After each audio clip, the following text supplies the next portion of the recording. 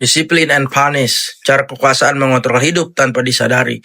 Dalam bukunya Michel Foucault yang berjudul The Birth of the Prison, Discipline and Punish, How Power Controls Life Without Realizing It.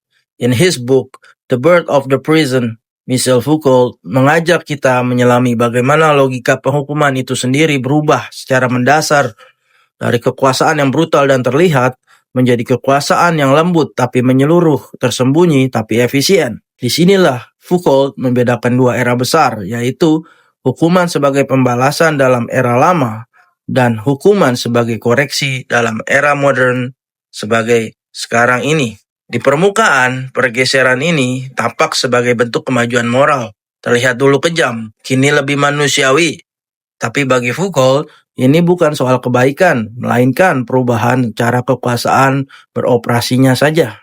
Di masa lalu, kekuasaan negara bersifat simbolik dan vertikal. Raja dihina, maka tubuh pelaku harus dihukum di hadapan publik sebagai bentuk balas dendam kekuasaan. Tapi dalam sistem modern kekuasaan bekerja secara horizontal dan tersebar. Ia tidak lagi menghukum individual secara simbolik, tapi menyebar ke seluruh tubuh masyarakat. Penghukuman menjadi hal yang biasa dan tersembunyi. Ia tidak hanya menjadi di ruang sidang atau di penjara, tapi juga di sekolah-sekolah, rumah sakit, di tempat kerja. Kita semua secara tidak sadar berada dalam sistem pengawasan dan koreksi. Kita diawasi bukan untuk dibunuh, tapi untuk diarahkan, dibentuk, dan dinilai. Pada era modern ini, hukuman disebut lebih halus, tapi jangan tertipu. Arti kata kelembutan itu bukan tanda kasih sayang, melainkan suatu strategi. Hukuman tidak lagi menghancurkan tubuh, tapi menyelinap ke dalam perilaku. Ia ingin menciptakan manusia yang normal, patuh, dan berguna bagi sistem.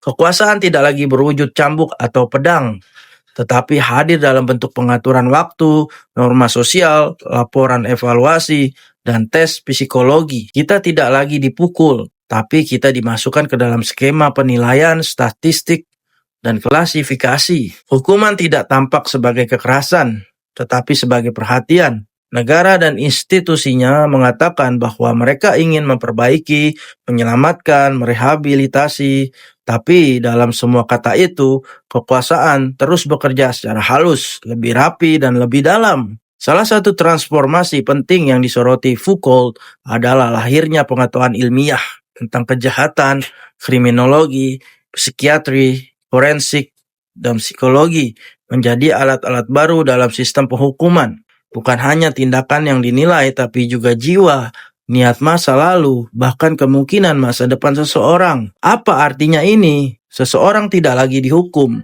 hanya karena apa yang ia lakukan, tapi juga karena siapa dirinya, bagaimana latar belakangnya. Apakah ia punya penyimpangan bawaan? Apakah ia berpotensi mengulang kejahatan? Inilah yang disebut Foucault sebagai individualisasi penghukuman.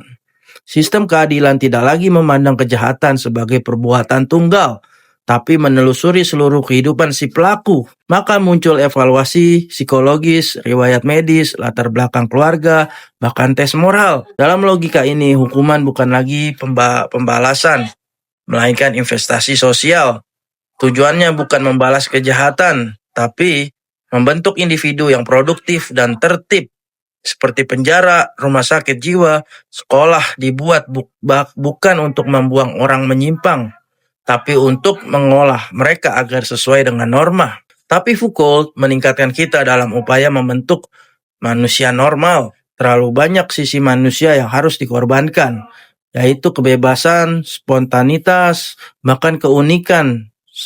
Seseorang bisa lenyap demi memenuhi standar dalam kutip dengan nama warga yang baik. Disinilah ironi letak sistem ini. Semakin halus justru semakin berbahaya. Foucault menunjukkan bahwa sistem penghukuman modern tidak menghilangkan kekuasaan. Ia hanya mengubah bentuknya. Jika dulu kekuasaan itu menampakkan diri lewat darah dan paku, kini ia bekerja lewat dokumen dan formulir. Jika dulu itu kita tahu siapa Algojo itu, kini kita tidak tahu siapa yang sedang mengawasi kita.